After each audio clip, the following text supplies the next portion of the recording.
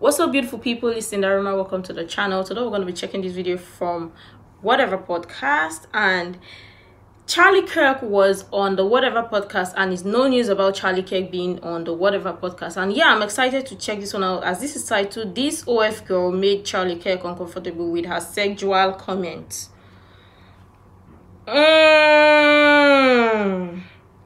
Interesting. I'm excited to check this one out. Let's check it out. Do any of you think that a generation of young men, and having struggled with myself, totally acknowledge it, so no one... Have you to me? Oh my God, Molly. He's thinking. I've never heard of you before, so, yeah. That's the answer, because your wife is watching. That's true. I've never heard of you before. Yeah. That was kind of out of pocket, Molly.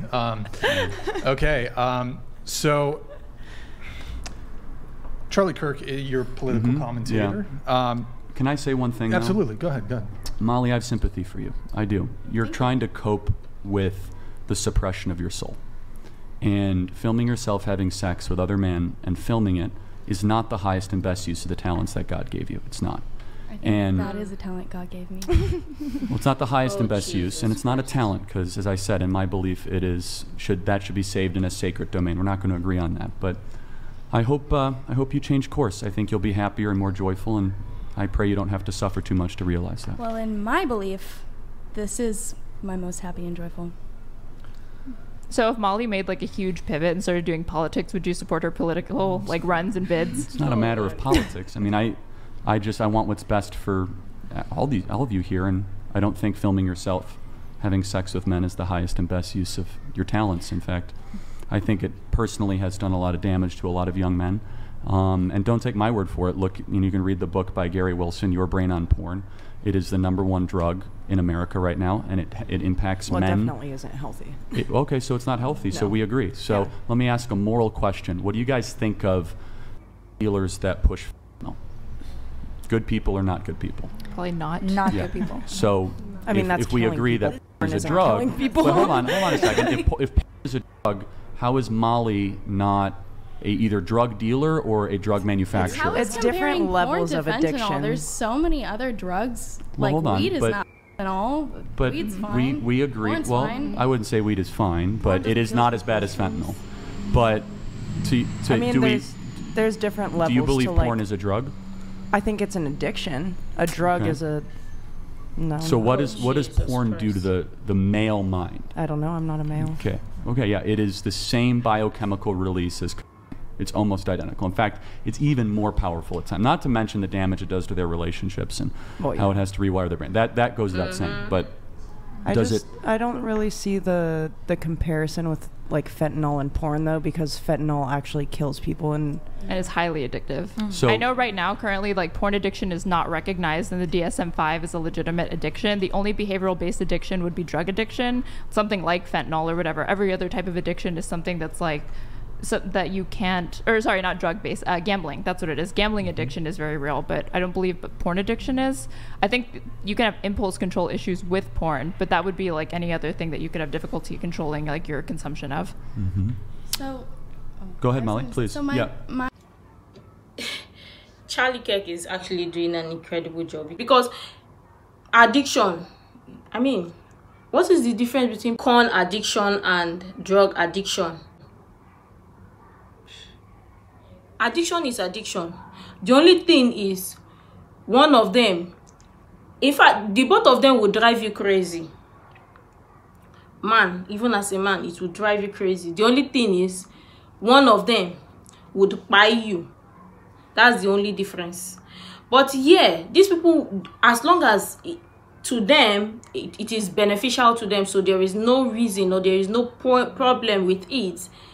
Because of course they are making money from it, or they are making money off of it, so it's not an issue, it's not a problem. So to them there is no correlation to it. But who is their target market? Men. Why don't they do it for women? Why don't they do it for women?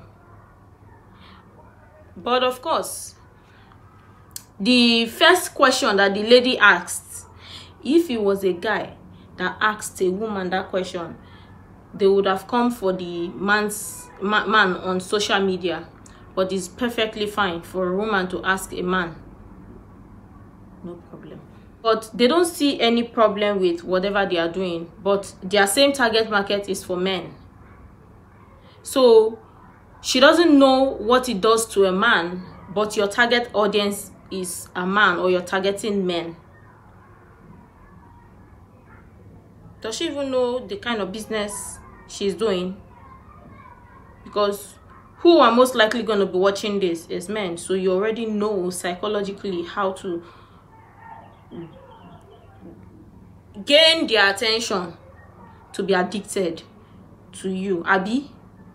But no, they don't want their brain is not wired to think at all. Their brain is wired to make money. Let's go on. So, go ahead, Molly, please. So my question is like, I kind of have a comparison of my own, and I'll try and sum this up as fast as I can. But basically, when Prohibition happened, you know, people said that alcohol, it was not good for you. It led to deaths, it led to arguments, negative things, whatever. Prohibition happened. People still found ways to have parties with alcohol, drink alcohol, speakeasies existed. The only thing that happened was people didn't stop drinking alcohol, people started getting arrested and punished for it. And it started ruining people's livelihoods in that way instead of in a way that they have control over. Meaning that they can stop the addiction by getting help at any time. So my question is, if you think porn is so bad, like an addiction like that, what's your solution? Because if you're going to get rid of it, it's still going to exist. Well, the first solution, I mean, can you at least agree, Molly, that minors shouldn't be viewing porn? 100%. Okay, good. So for a reason. Yeah. Well, the age verification's a little bit. Yeah. So let's talk about that. Utah and Texas passed laws that sued that made it more robust. You had to actually provide an ID, and Hub didn't like that because they said it would limit their traffic. So would you all agree that if there was robust ID checking, that would, like 18, we can at least agree we could draw the line there? Yeah, I feel like that's the normal age. Okay, I'm glad to hear that. So on the other side, though, I mean, I think we have to acknowledge that the average American male spending anywhere between 45 minutes to 90 minutes on websites, it varies. I mean, this is a new phenomenon, and I just want to reiterate it, that highly interactive, three-dimensional video that triggers dopaminergic responses in the brain is unlike anything we've encountered. The science is still being studied, and Gary Wilson's book is phenomenal on this, Your Brain on Porn. In fact, it is the most used, let's just say product, we don't have to say drug, product for young men in this country. And I guess you would all say that, let me just ask you, how many of you are thrilled with the status of American men? You think that they're strong and confident and they tell the truth? I love an American man as an Irish girl, definitely. Okay, well then, you're the exception. They're all The horrible. Americans are silent. Okay, you see, yeah, but hold on, and I'm not going to say it's only because of porn, because that would not be fair, but porn consumption does not make better men. No. You agree? I agree 100%. So that's where I'm just trying to introduce into the conversation. You said, what is the solution? So I would just say, Molly, my advice, well, my ask for you is, you know, for people to stop participating in it. For that's not going to happen because the money is so good. But we should draw the line at 18. There should even be, it should be very, very hard to access. But to your point, Molly, you're not wrong. People would always find it. But we should try to draw a line in the sand somewhere, especially with minors, or have some sort of, you know, we should have some sort of acknowledgement that this is destroying parts of society. And I won't say it's worse than fentanyl, but in some ways it's very, very sneaky. A lot of married men watch pornography. As I said, I've had my own personal struggles with it. It's incredibly addictive. It's incredibly powerful. It also creates depressive effects in about half of the men that consume pornography. And I would just say that, you know, young ladies, it affects women differently than men. Men are 50 times more visual oriented than women. And that's not to say that women don't consume pornography. They do, in increasingly higher rates. But I think it's a social toxin right now. True. I don't think that's anything. Hold on just a second. Charlie Cook-Enjoyer donated $200. Hey Charlie, just want to say, thank you for everything you do. You are a force for good in America. Great to see you on the Whatever podcast. Question, would you ever consider running for office? It's so scripted. No, not anytime soon. But thank you for the $200 to Wait, I have a question for you, actually, please, just because I don't really like know who you are, but there's like a lot of You're politics. very lucky. You're very, okay. very lucky. I was just like, what do you do? Because I've seen, like, you've mentioned politics, and now that, like, what do you... I run an organization called Turning Point USA. I am a conservative, if you haven't figured that out, and a Christian, and I host a 3-hour show every day in my name. So okay, cool. Yeah. Let's switch. I envy you that you don't know.